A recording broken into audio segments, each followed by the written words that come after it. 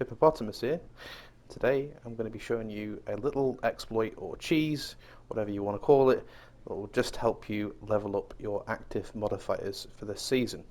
So I need to go through a few things before we start, and that is how to set up the range. Then I'll show you the way that I was shown to do it, and then I will show you my way of doing it, which allows you to walk away from the controller for around about 5 minutes, thereabouts. Okay, depending on how much skill duration you can manage to get on your build. So I'll go through everything now. So the first thing we want to do is that you'll notice that the shooting range is on normal. This is important because we don't get any extra XP for the enemies being on heroic, and it's just going to take longer to get kills. So make sure that you come to this menu here and just turn your range down to normal, because it's easier to get kills, the enemies are weaker, and that's going to help a lot. So we also need to know how to set up the range. So the one thing that I'm going to do is just show you how to set up the range. So we're going to bring the first shooting booth to 25. If you don't know how to do that, you just shoot the sign there until you see it come up green, and then we're going to switch the enemies. Now the reason why we are switching the enemies, if you don't know, is because when you are going for your kills, when you kill an enemy, you will get 1 for that enemy, you will get 2 for a veteran, you will get 3 for an elite, and you'll get 4 for a named.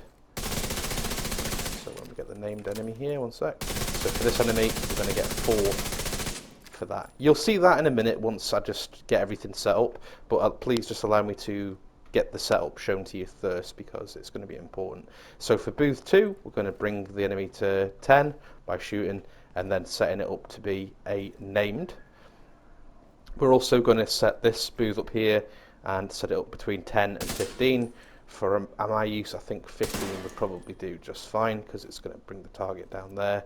I guess 10 would be also okay, because it's put in pretty close, but I think 15 is probably better there. And then finally, we're just going to set the last booth to very hard. Right, so with that said, I will show you the method that I was shown. So the first thing you're going to want to do is you're just going to want to equip any kind of damage build. Obviously striker would probably be best, I just don't have one on here. And then we're going to want to put the turmoil knee pad on, and we're also going to want to put the bullet king on. So now the way that this is going to work is that if we were going to do it this way, we'd need to change this enemy to be invulnerable, because then we can keep shooting the enemy over and over again and it doesn't matter. So what we can do is we can just keep shooting this enemy, and you'll see that the enemies that are close by are going to die, and you're going to be getting kills. So this is going to help you level up your active modifier.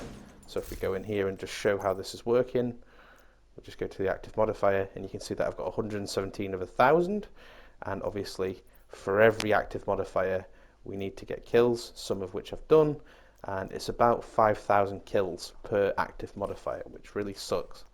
So let's just show this working first, I think, because I think that's an important concept to show. So 117 at the minute. Okay, so again, we can just do this for a little while, and you can probably see why this is going to get annoying. I mean, the noise itself is really annoying, and having to stand here and just be at the controller while doing this for maybe like 10-15 minutes, maybe more, can get pretty tedious, considering you're going to have to do this 5 times over. So now, if we just check our kills in here, you can see that we've gone up, a reasonable amount. So I was thinking to myself, how can we cheese this so we don't have to sit here and put up with this ridiculousness? So my method is I'm just going to equip this build here, and the main reason I'm equipping this is just because of the combustor. It doesn't matter really how you have it. The more skill damage and the more skill duration you can get between your pieces, the better. So I obviously have the ninja bike, which is going to unlock multiple pieces for me, and what I'm going to do is I'm just going to put skill duration mods into everything that I equip, okay, because this is going to help quite a lot. The other thing that I'm going to do is I'm going to try and find ways of putting skill duration into things as much as possible. So Wyvernware, if you have a 3-piece, gives you quite a lot. So what I'm probably going to do here is I'm just going to equip as much Wyvern as I need to get the bonus there. Yeah, okay, so we've got one there as well, so we can use that. And then what I can also do is I can also look for other pieces that are going to give me skill duration. So again, skill duration there, doesn't matter about the repair skill, but the duration is going to help a lot. And then on the knee pads, we can also go something like Shiny Monkey, which is going to give us skill duration and skill efficiency, which is important because it's going to give us some more skill efficiency as well. So skill damage and skill duration are what we're really chasing here, because we are trying to make these two skills last as long as possible, so we can walk away, go make a cup of tea, or have a sandwich, something like that, you know, whatever, for a few minutes. And if you look at the duration, we're getting about 414 seconds, which is roughly, by my calculation, just a little under 7 minutes. Although that's not always the case when the turret's out. The turret doesn't seem to last quite as long. You just have to keep coming back and checking intermittently just to have a look. But this is good because you could pop a YouTube video on or do something else, and it's just going to be saving you a lot of time where you're not having to stand with your fingers on the triggers and just stood looking at the range and listening to a god-awful noise. So let me explain how to set this method up. So the one thing that we're really going to want to do is we're going to want to get the hive into the middle of this group, because obviously they can spawn on any of these targets here. We're going to try and get it good dead down in the center somewhere. Okay, so we'll just throw that right in the center. You'll see that the explosive area covers that entire area.